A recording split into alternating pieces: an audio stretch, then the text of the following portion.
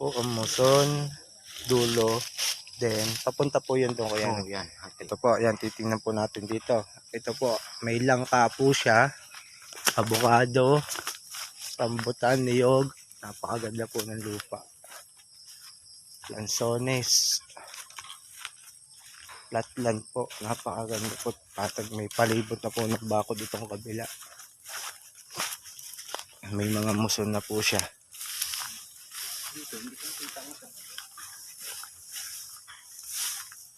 Ito po yung lote. May saging, rambutan, niyog, langka, abukado.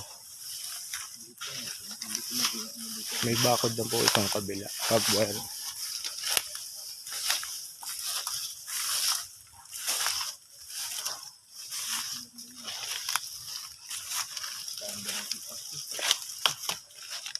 Medyo maadobat ka lang po, hindi pa nalilinis. Pero hindi naman.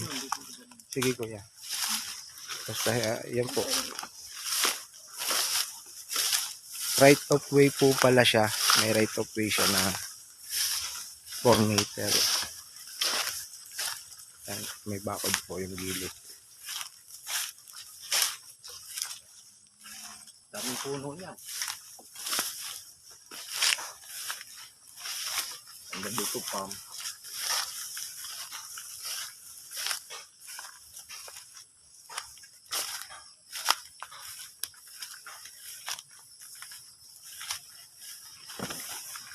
Ang babata po ng nyug.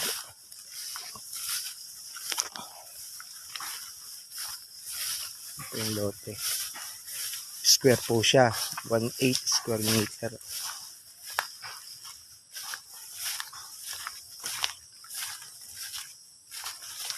Yan. Hanggang dyan po sa may yero. Ang pinaka boundary. May mga muson na po naman.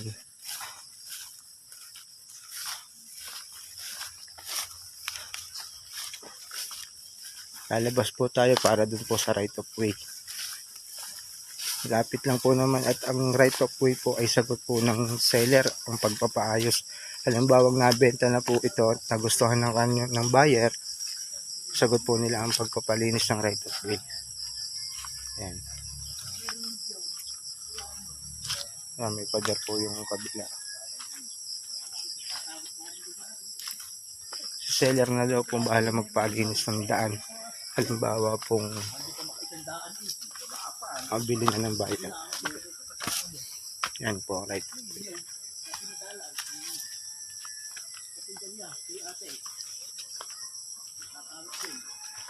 Almost mga 100 meters mula sa property to secondary road. Yan. Asa 4 meters po ang right of way. Ganda po nito.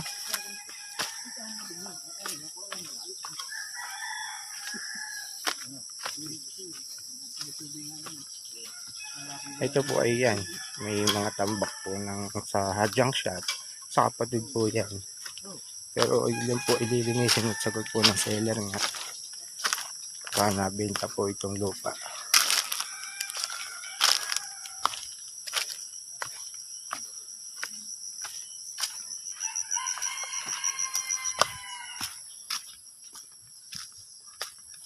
Mura po ito.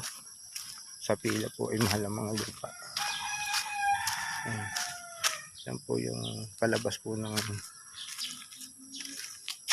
National Road. Yan. Ito po yung sa kapatid nasa unahan junk shop. Pero yun po aalisin gawa ng nililipat po unti-unti na.